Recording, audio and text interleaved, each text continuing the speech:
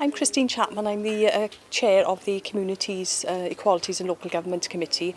Our committee has just launched an inquiry into libraries, and I think what the report really highlighted was how important libraries are to communities. I mean, it's not just about books.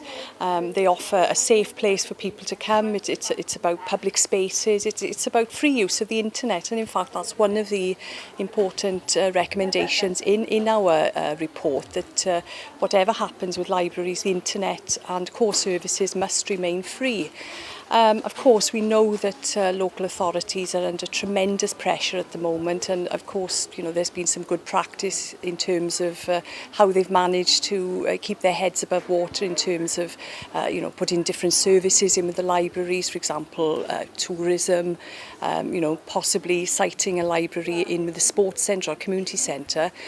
You know, this obviously has to continue, but what we don't want to happen is that, you know, we lose the professionalism of libraries. It's great for volunteers to help out, but obviously we must ensure that if libraries are important to us, we must still remain that, we must still keep that professionalism.